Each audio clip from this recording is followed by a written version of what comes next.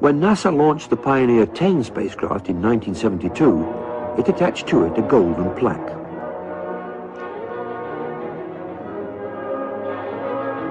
With this plaque, Pioneer carries a message to extraterrestrials about its home planet.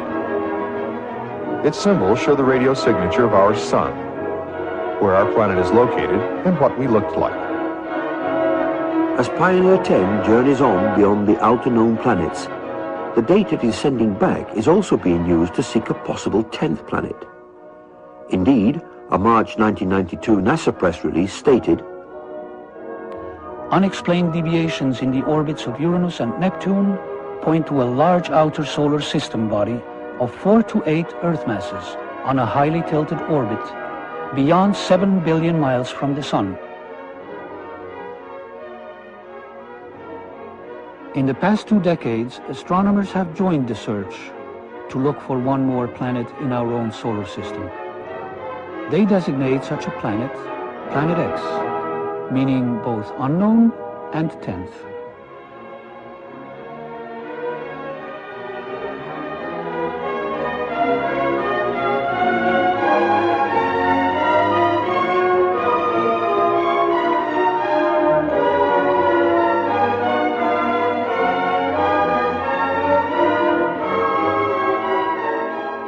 Maybe you wish to tell us in a few minutes the nature of those discoveries.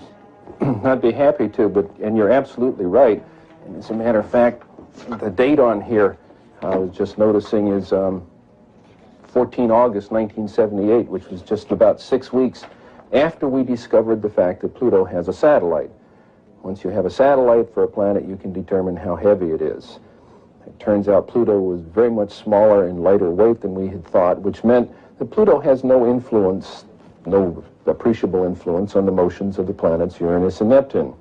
At that point, we voiced a hypothesis that this means that there is at least one yet to be discovered planet in the outer reaches of the solar system, and this naturally led directly to you and your interest in what we're doing, and that's when you sent me this book.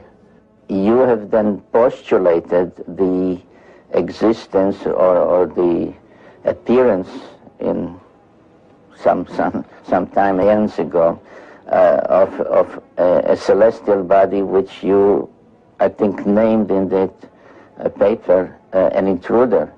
Yes. Which may have collided with or somehow turned on their side both Uranus and Pluto. It did a lot more than that, as a matter of fact. In that paper, we hypothesized that this intruder passed very close to Neptune, that it dislodged one of what we then think were many satellites of Neptune, and one of them became the planet Pluto. We actually think Pluto was an escaped satellite of Neptune. This will also take the orbit of Triton, the big satellite of Neptune, and reverse it. We'll take the orbit of the satellite Nereid and extend it outwards. We can produce all of the observed aspects of the satellite system of Neptune plus Pluto's orbit just with this one single intruding planet. One of the things we did in 1978, having made this prediction that there was an additional planet, 10th or 12th, depending on your point of view, but it's the next one, we sort of put our money where our mouth was, as it were. We went out and we started looking for this thing. We've been searching for 12 years for this thing. We've been able to refine the search area somewhat, get it rather narrowed down. We do our predictions based on the observed anomalies in Uranus and Neptune.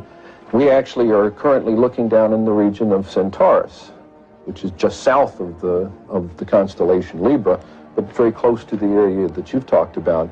I think, Dr. Harrington, you have a pretty good picture, at least in your own mind, of what we are talking about, a big planet, a small planet. Well, if it is in the kind of orbit that we describe here, it would have to be a planet that would have a mass something like 3 to 5 times the mass of the Earth.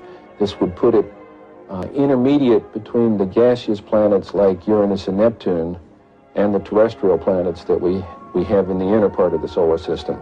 So if this planet turns out to be in a 3,600-year orbit, then its mass will be correspondingly larger. But we're talking about something that's a perfectly reasonable kind of planet. It looks like a good, nice planet, small enough that it's not going to be completely enveloped in gas, so it's perfectly capable of supporting life forms of one kind or another. This one here is a map of the solar system as we know it. The inner planets, this is the orbit of planet Pluto, and this here is the orbit that I have proposed for the 10th planet, and here's where we think it is right about now in its orbit. This is your orbit for the planet, Yes. and showing that it would come out of Sagittarius in biblical time, and that once you allow for precession, it would be around into Libra by now.